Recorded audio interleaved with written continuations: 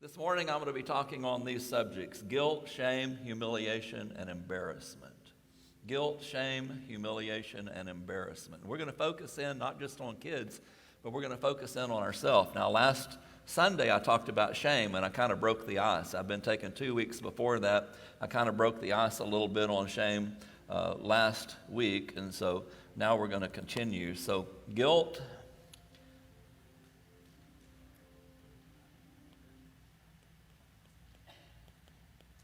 shame, humiliation, and embarrassment. We've all felt those, right? I've felt those, you've felt those, we've all had those. But what do they mean? You know, what's the difference between guilt, shame, humiliation, and embarrassment? We're going to talk about that and go over that, and I'm looking for my eraser. This is a different screen than last week.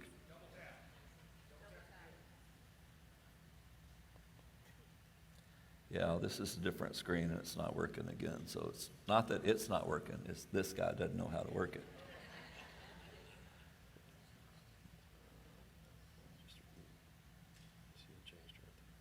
Yeah, I need the eraser.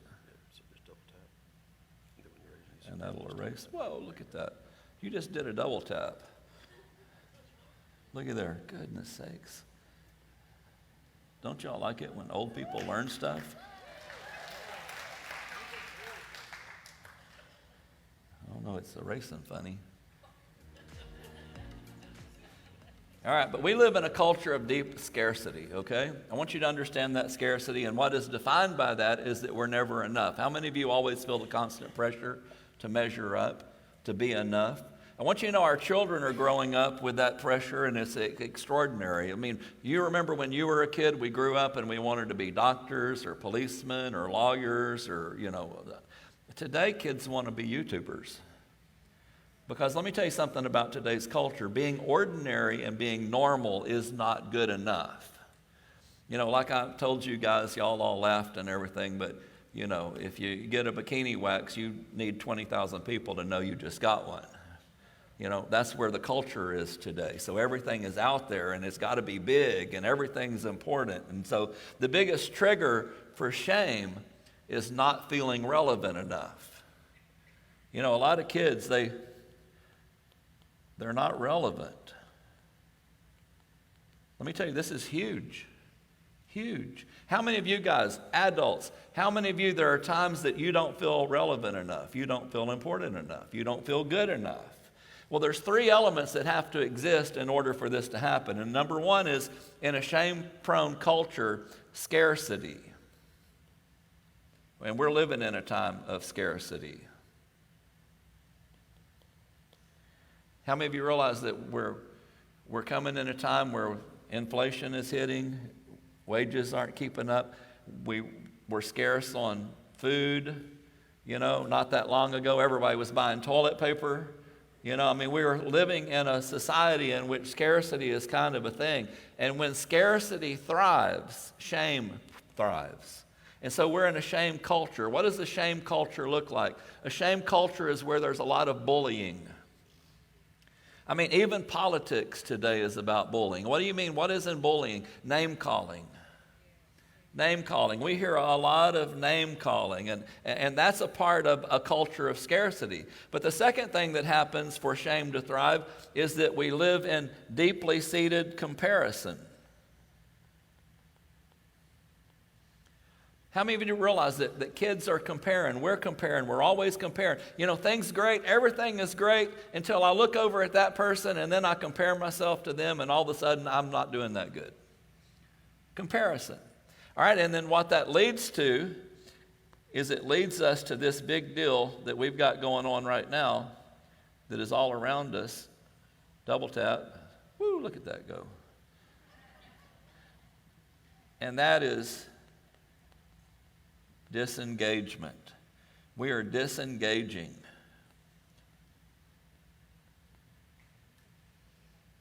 Families are disengaging. Do you remember back in the day and the time when we actually lived through this, that fathers were no longer important? We didn't need dads. We didn't need men. Well, guess what? Now mothers are not important. I mean, big organizations are seeking to take the word mother even out of our vocabulary. Now, I told you guys, I like old-fashioned women. I like my women to have a womb. We're being told that men can have babies. And this is serious stuff. You know I'm not lying to you.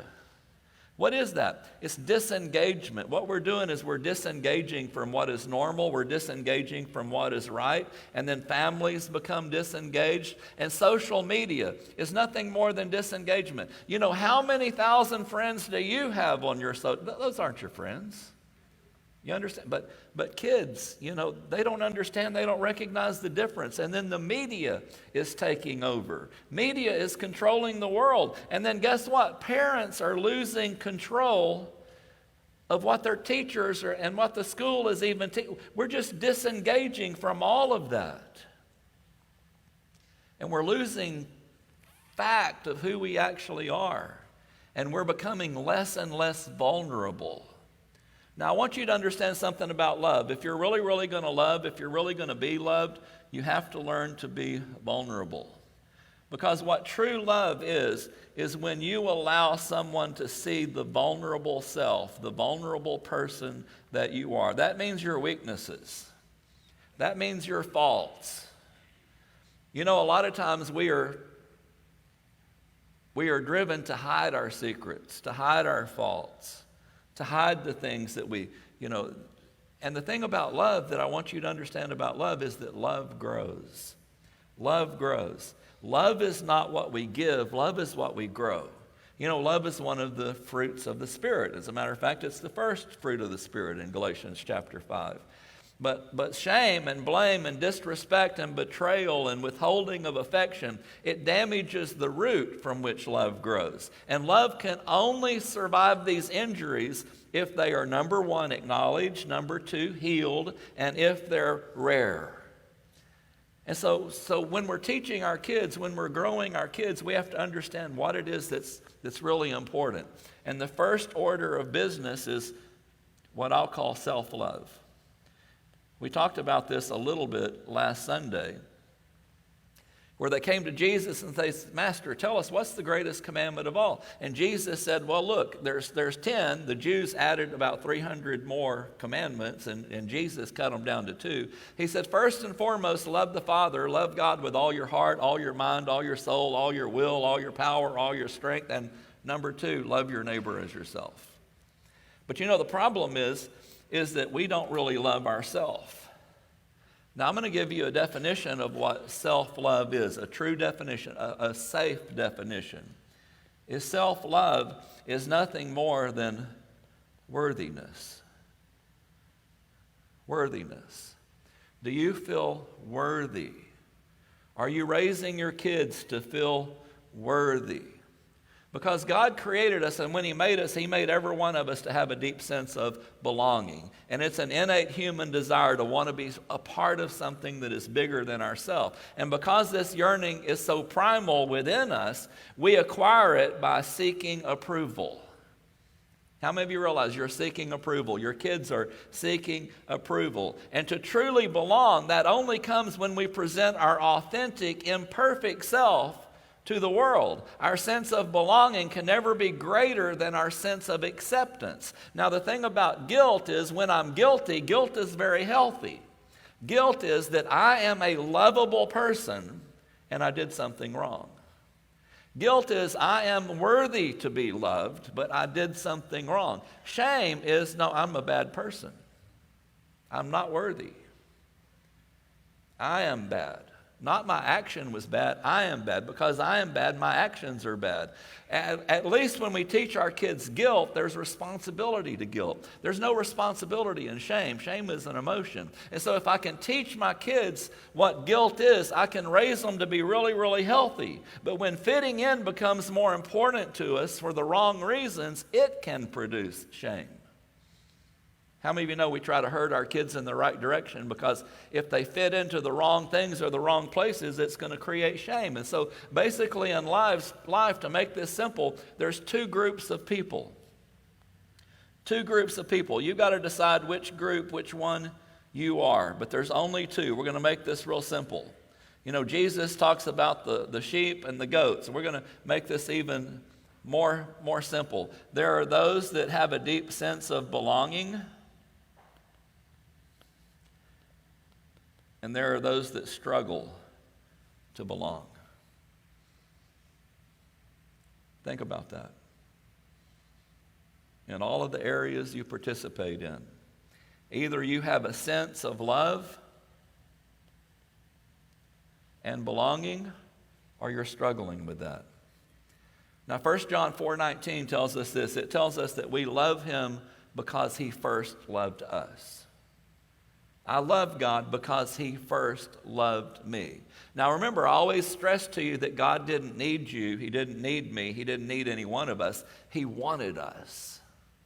And because he wanted us, he knew the price that we were going to cost, and we were very expensive because he had to give his son in order to have us, but he still wanted us. That's how much he wanted. And so our belonging should come from the fact that God loved me before I loved you, loved anybody else. He loved me, and because he loves me, I love him back. And so people with a deep sense of being wholehearted believe they're worthy of love and belonging.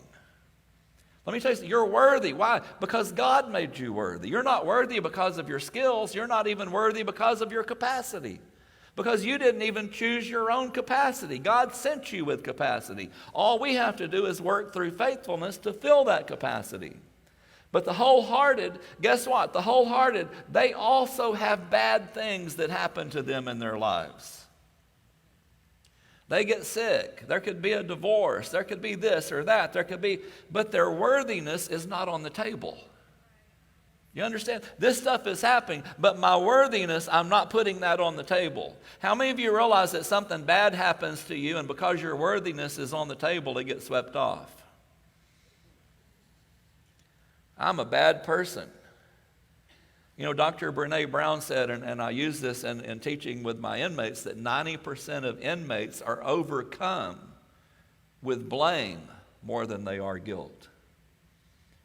With blame, and blame is an evidence of shame, and so they can't get past the shame. The shame of not just what they did, the shame of who they are. And for us who are more healthy, there's some shame triggers out there, and part of these shame triggers is exhaustion as a status symbol. Well, I'm just so hard. I just work so hard. I'm just tired. I need a vacation. And what is that? That's a shame trigger. Productivity as self-worth. That I'm productive, therefore I'm worth something. No, you're worth something because of who you are. You're God's child. That's where your worth and your value comes from. But wholehearted folks seem to embrace vulnerability. In other words, you don't have to be perfect. You don't have to be great at everything. I love one of the illustrations I read was this person. He was the COO of a multi-billion-dollar company, but he makes statements like this. You know, I tried to get into medical school and I wasn't smart enough to get in. Well, who's going to say that? A person that has a good self-value and worth. A person that feels loved. A person that feels like he belongs. Because we're going to I tried to get into medical school, but I wasn't smart enough. Let's keep that a secret. How many of you realize how many secrets we try to keep? And of course, last week I explained to you that shame thrives in an environment of secrecy. It thrives in an environment of darkness. But as soon as we wrap words around our shame, shame loses its power. I'm going to talk some about the power of your story next week. But how much we know ourselves is extremely important, but how we treat ourselves is the most important.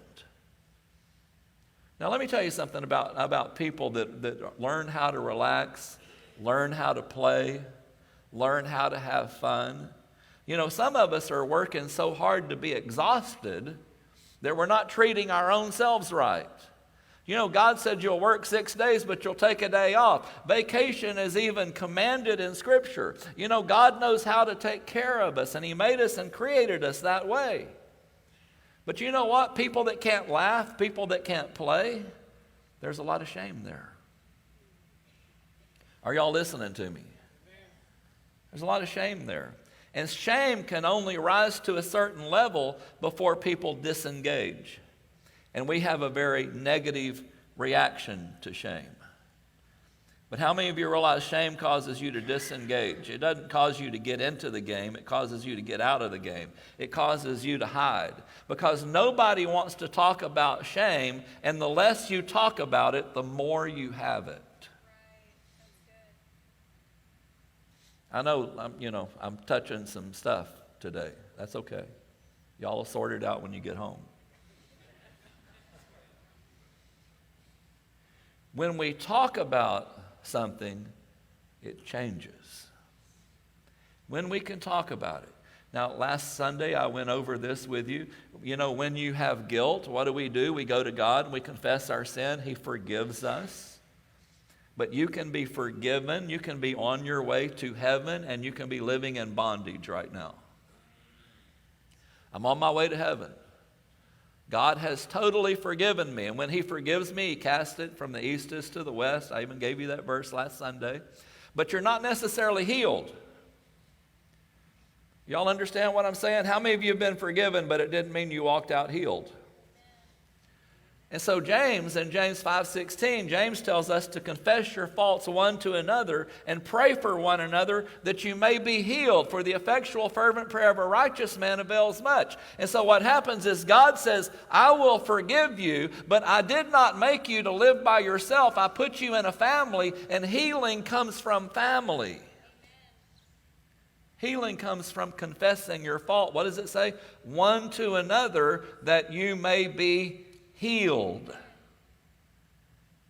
Isn't that something that God said, I'm going to forgive you, but I'm going to leave healing up to the people I put around you.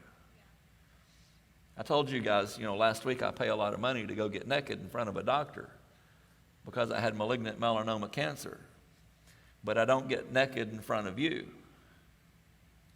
How many of you understand? You need people you can get naked in front of, but it's not everybody. If I got naked up here this morning, I'd probably get arrested. It'd probably be ugly too, but I'd probably get arrested. But shame says, I am bad. Guilt says, I did something bad. Shame focuses on self. Guilt focuses on behavior. Shame is always going to focus right here.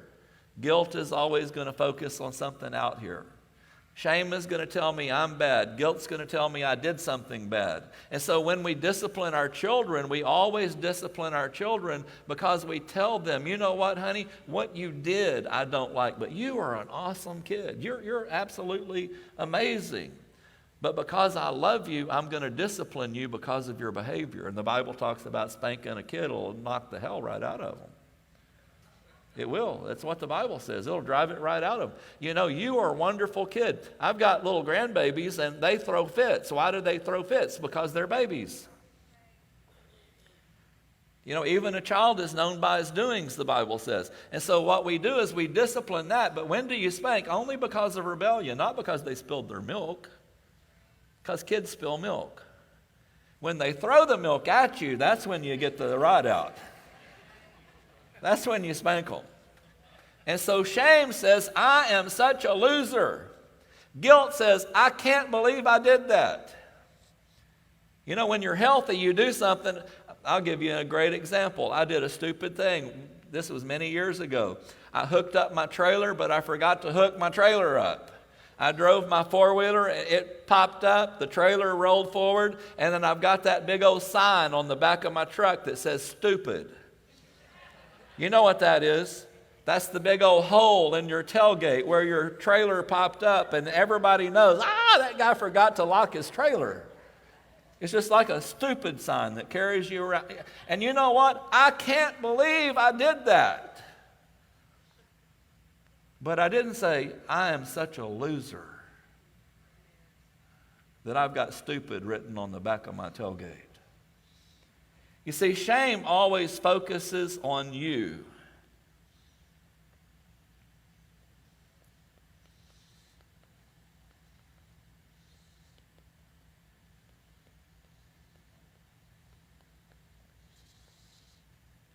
Remember, it's not just how you know yourself, it's how you treat yourself. All right, let's get into another level. Let's peel off another part of this onion. Shame correlates with addiction, with depression, with suicide, with bullying, with aggression, with violence, with eating disorders, with all of this. Now, guilt inversely correlates to those outcomes. In other words, what I'm trying to tell you is that guilt will not produce addiction. Guilt will not produce depression. Guilt will not produce suicide. Guilt will not produce bullying. But shame and addiction are intimately correlated to one to another. Did you self-medicate because you were full of shame? Or are you full of shame because you were self-medicating? You can't separate one from the other. You understand this? And so let me tell you something about shame. Shame never helps anybody. Well, aren't you ashamed? You should be so ashamed you're on those drugs. You should be so ashamed that you're not a good person, that you're not fulfilling your job in society. You should be so ashamed. And so what does that person do? They go out and they do more drugs. Are y'all getting this? Let me tell you, please don't shame your children. Don't tell them how bad they are. The world's going to tell them how bad they are. You don't need to be telling them how bad they are. But you see, the more guilt you feel, the less likely you experience those outcomes. Because remember, guilt is good. Guilt is not bad. The more guilt, or let me throw in this word, behavior you focus on, the healthier you will be. The less likely you will be to experience those outcomes. All right, now here comes the big one. This is all worth you coming today right now. I'm going to tell you. It's so important, I got it in red on my notes, okay? So you know it's got to be important. Let me show you something. Blame. You know what blame is? We're gonna get this. You're gonna see a total different way of thinking.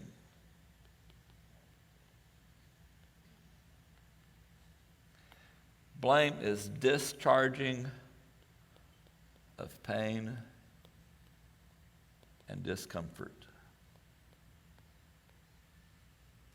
Whenever I blame somebody, whenever I blame something, I am discharging my own pain and discomfort.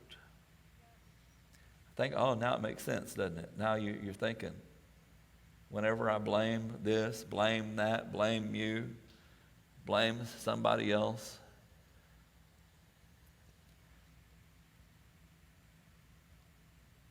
Dr. Brene Brown gives this illustration of going to this person's house, and these people had money, and they had a room that was a white room. The carpet was white, the furniture was white, the walls were white, everything was white. And she accidentally spilled her drink. She spilled her drink in this all white room. And the first thought that came to her mind was not to tell anybody that she had spilled her drink in the all white room, but to think, how stupid is that lady to have an all white room? I mean, how stupid is that? Who does that? You see, first go-to was blame. First go-to was, how stupid was that lady? It's that lady's fault that there's a stain in her all-white room. What an idiot. And so we go to the blame game. What you're doing is you're discharging pain, you're discharging discomfort. And so let me tell you something about Adam and Eve. They were the very first people to ever feel shame. And what did they do? They blamed each other and they blamed the devil. What was that? It was a discharging of their own pain. A discharging. So when you're in the blame game, it's because you have and harbor a lot of pain. Not a lot of guilt, a lot of shame. You harbor pain, you harbor shame. So shame is not adaptive. Shame doesn't adapt well. Guilt is an adaptive cognitive dissonance, meaning this: we hold on or are holding what we have done up against who we want to be, and this makes us uncomfortable, but I'm okay. I'm holding up what I've done against who and what I want to be, that I'm not real comfortable because I failed, but I'm okay. Why? Because I'm still okay. I'm not a bad person. I just did something that was bad. And so guilt is not about who we are, but about behavior. And so when you're understanding your children, you're understanding your discipline is not coming from who they are. It's not coming from who you are. It's coming from a sense of behavior. All right, so when we have shame, let's break this down and get a little bit understanding of what humiliation is. How many of you have been humiliated before? Raise your hand. Well, humiliation is just one step down from shame. And the variable in humiliation, and I'm going to write this down for you. This is the variable. This is the variable in humiliation and shame, and the difference between the two is the variable is whether or not you are deserving.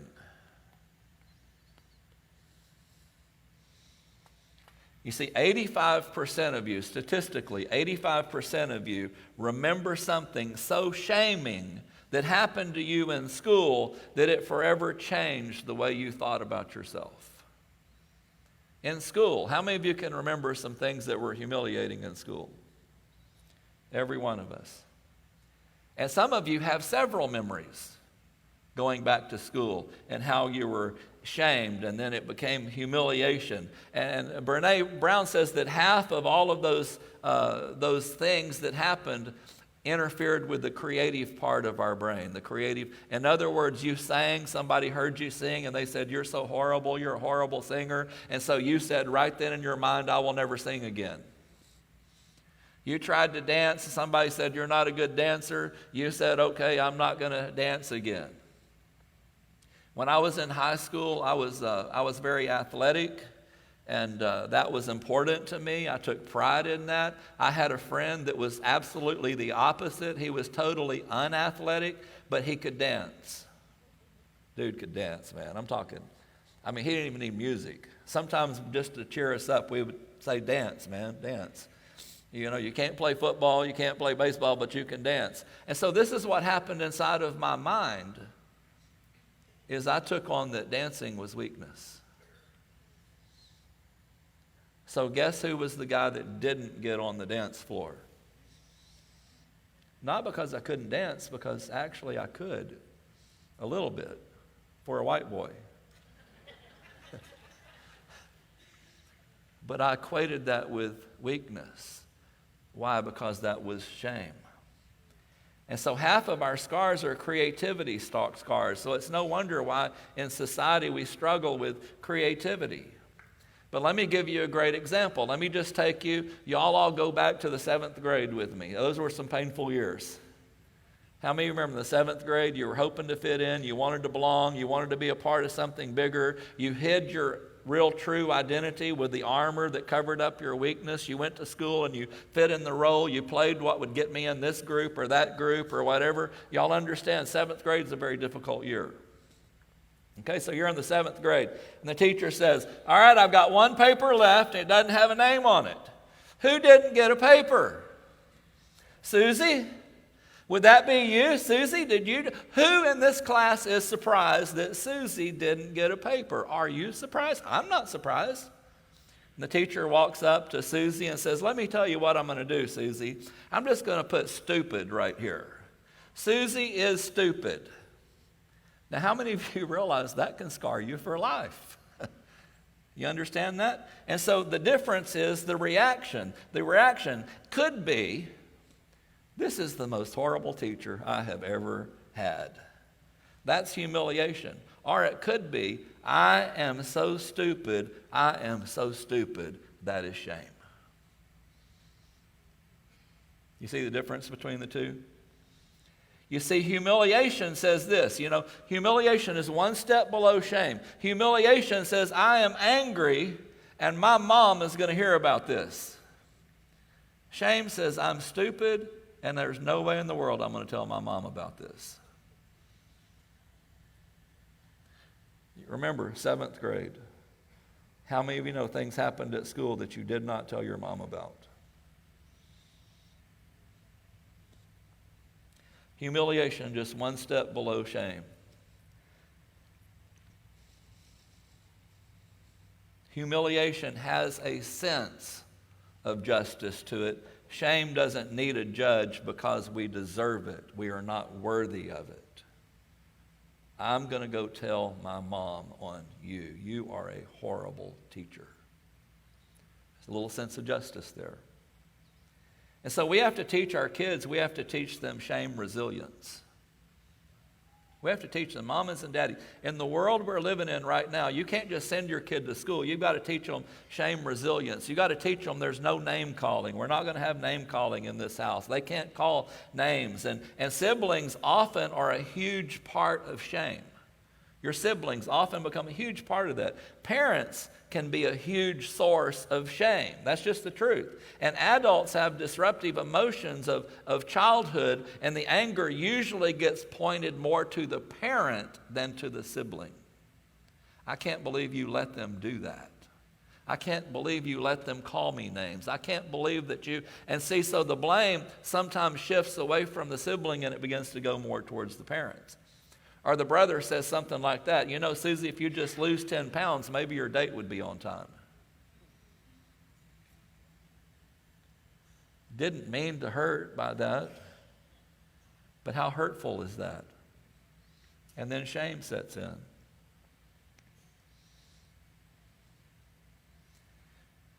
How many of you know that name calling goes to self-name calling? I am so stupid. I am so fat. I am so ugly. I am so bad. You see, that's name calling. We go from being called names to calling ourselves names. And the message of shame is there is always someone to blame, even if it's myself. Man, that's so good. I ought to write that down, huh?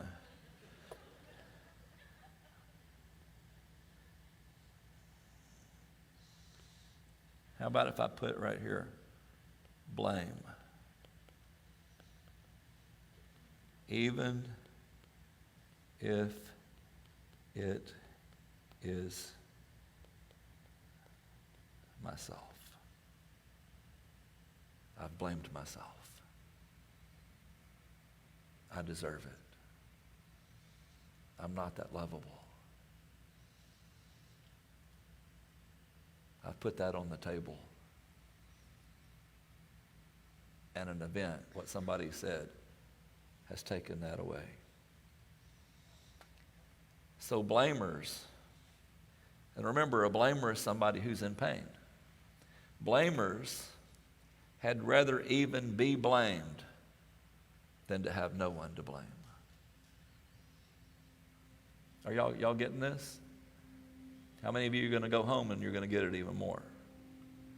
Blamers. I'm in pain. I have to blame something. Now, we think that we're a nice guy because we blame ourselves. Actually, you'd be better off blaming somebody else than blaming yourself. I'm undeserving. I'm not good enough. Nobody's going to love me. I don't know where I fit. I don't know where I belong. Embarrassment is the least significant emotional power because it's fleeting and it's often funny. We have all been embarrassed, right? Every one of us, we've all been embarrassed. Well, if you didn't do something embarrassing, you're sure that you are not, the only one that did that. That happened to other people. And so we do embarrassing things all the time, and embarrassing things are okay. Embarrassing is fleeting, but if I was shamed, I wouldn't be telling you the story. I shared with you guys, I shared with the youth one of the most embarrassing, well, it is the most embarrassing story in my ministry. When I went to Africa and I was praying for people, how many of y'all have heard the story? I went to Africa. I don't know, over 1,000 pastors, and we got to pray for all these people, so you got to move people through a line. And in Africa, you see a lot of handicapped people. They don't have the tools or the resources, the hospitals, the facilities. It's not uncommon to see somebody without a leg or to see a birth defect. And there was a long line of people coming, and I was shaking everybody's right hand and putting my hand on their shoulder and praying for productivity, for blessing for their life, and then they would move on. And Bishop was there, and Pastor Dwayne, who's going to be here with us, he was there. And there was this lady who was coming in the line, and I saw her coming, and I'm shaking everybody's right hand, and she didn't have hands. She didn't have regular arms. She had like little nubs that stuck out.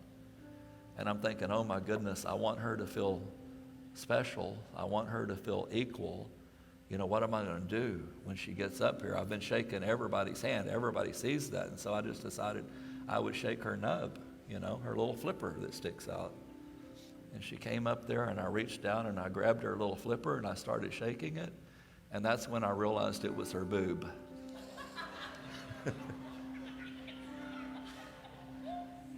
That's embarrassing, folks. I didn't realize it on the first shake. The second shake, I was thinking this is what it might be. And on the third shake, I knew for sure I was shaking her boob.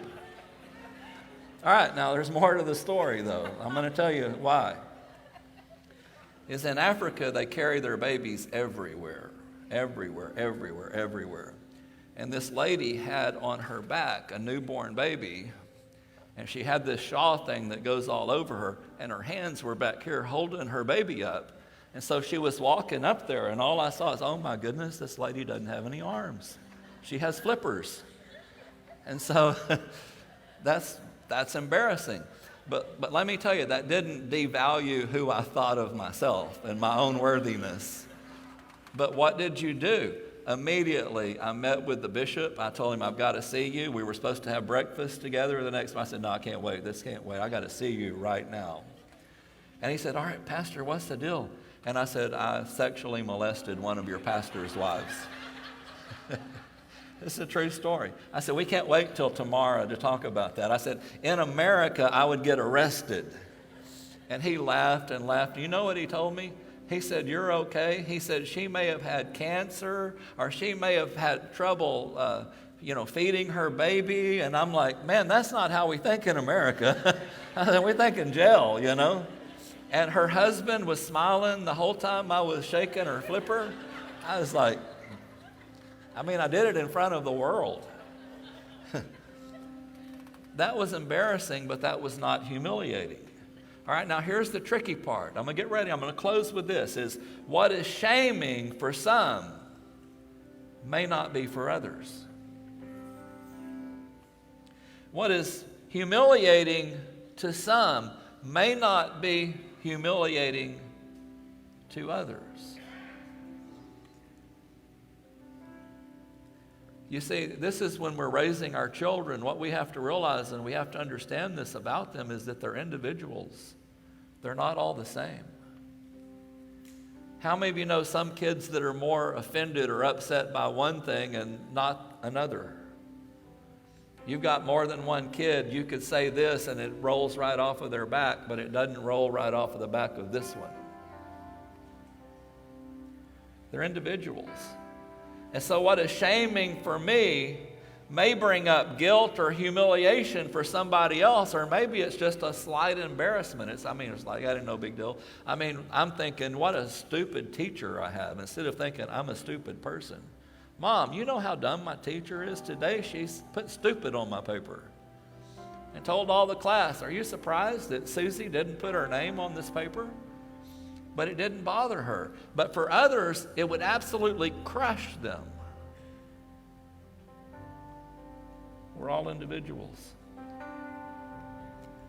Next Sunday, I'm going to be talking about the role of the story in shame and the power of owning our own stories. Let me tell you, some of you guys, some of the best part of your story is the part you're keeping a secret. Some of the best part of your story is the part that you're taking shame. And I want you to know that you are not a shameful person. God made you. We've all made mistakes. We've all done bad things. But you don't have to live a life of shame. So a few takeaways. Teaching your kids about shame and about blame. I'm equipping you to understand that and to do that. Not making your kids feel ashamed. I'm equipping you, teaching you how to do that. Guarding how you raise them. I'm going to teach you and show you about that. How you discipline, I'm going to show you that.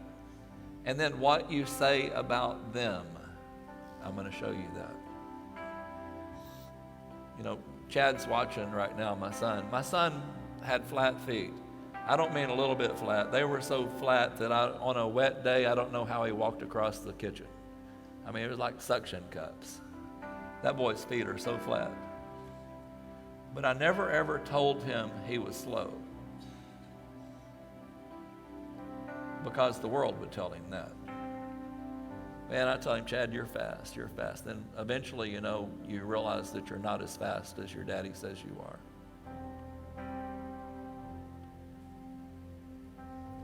How many of you realize the world's going to tell your kids enough of the bad? You need to tell them enough of the good. When Moses asked God to show him his glory, God agreed to show Moses his glory. But what was it that he showed Moses? It was the goodness of God. Show me your glory, God. Okay, I'm going to put you in a cleft and I'm going to let you see my goodness. Parents, let your kids, let your children see your goodness.